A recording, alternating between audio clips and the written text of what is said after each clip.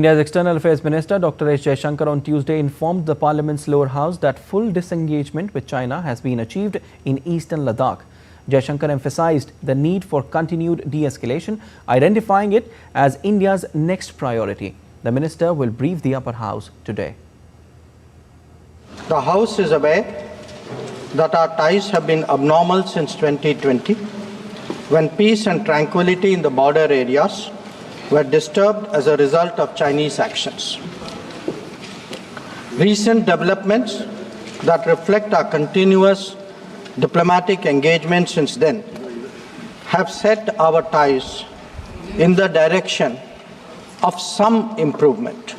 India's External Affairs Minister Dr. S. Jaishankar briefing India's lower house of Parliament about the latest developments in India-China ties after October's successful disengagement and patrolling agreement along the line of actual control or LAC in Eastern Ladakh. He noted how relations are now on the path towards being mended after they were derailed in the aftermath of the clashes between troops in Doklam in 2020 following the amassing of a large number of troops by China. The situation arising after our counter-deployment in 2020 called for multiple sets of responses. The immediate priority was to ensure disengagement from friction points so that there would be no further untoward incidents or clashes. This, has been fully achieved, as I will explain. The next priority will be to consider de-escalation that would address the massing of troops along the LAC with associated accompaniments. The minister also pointed out how, during the intervening period, the Indian Armed Forces carried out effective counter-deployment to the enhanced Chinese presence and border infrastructure was also bolstered. The House would also recognize that there has been a significant improvement in the border infrastructure, which has made such effective counter-deployment possible. This is reflected, amongst others, in the increase of border infrastructure allocations in the last decade. The Border Roads Organization, BRO, alone has incurred 3 times the expenditure level of what it was a decade ago. The External Affairs Minister also spelled out what India expects will happen next in its engagement with China to gradually normalize relations.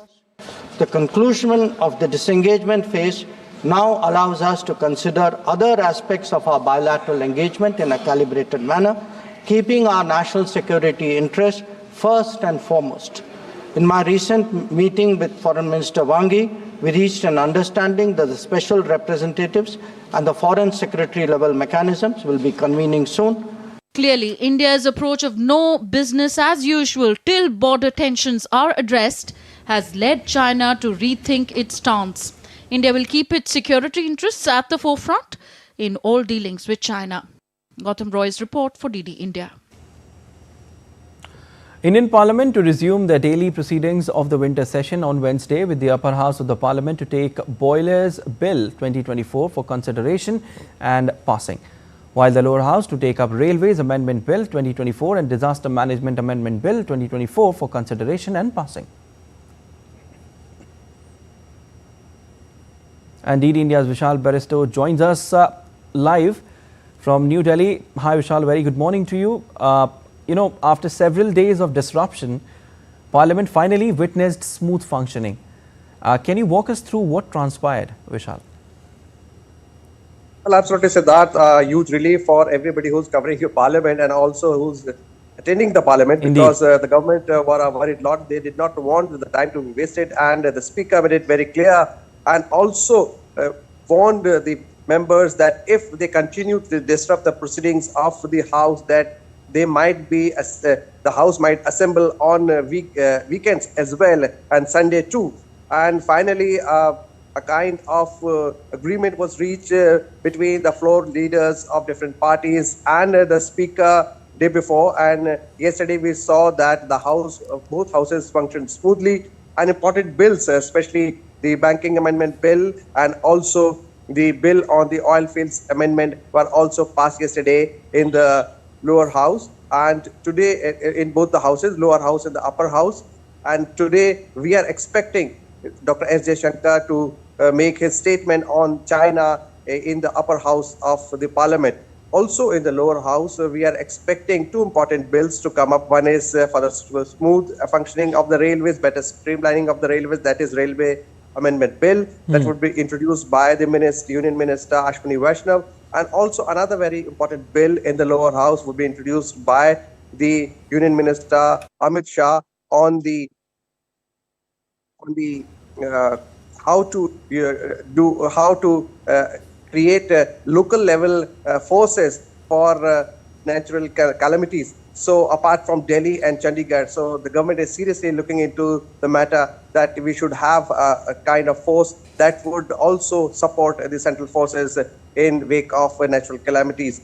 That would be the Disaster Amendment Bill. And coming back to Dr. S. Jaishankar's statement, you heard him saying that he had a meeting with Wang Yi, his counterpart in China. And some very important observations were also made earlier before he made his statement, and he had laid down his statement in the lower house also before making a statement yesterday. And that includes that there should be data exchange of the rivers in the border areas between India and China. There should be a resumption of the pilgrimage of Mansarovar Yatra, and also direct flights between India and China should be resumed, and there should be an exchange of media between the two countries. So these were the important observations that both countries need to work upon, and both countries are also working on it. Siddharth? All right, Vishal, and what can we expect when the session begins now? Well, we expect that the session would work smoothly, function smoothly, though Rahul Gandhi, the Congress leader, has announced that he would be visiting Sambhal, and Samajwadi Party was time and again raising the issue of Sambhal violence. So it is yet to be seen how his visit to Sambhal affects the proceedings of the House, especially in the lower house, because the government has made it very clear that nobody would be allowed to disrupt the peace in Sambhal, which has been restored somehow with a lot of hard work by the law enforcing agencies. So let's see and hope that the House functions normally, because two important bills are there, one on railway and one on the disaster management in the lower house. And in the upper house, we are all looking forward to the statement by Dr. S. Jaishankar on the issue of China. All right, we'll leave it there. Thank you so much, Vishal, for your analysis.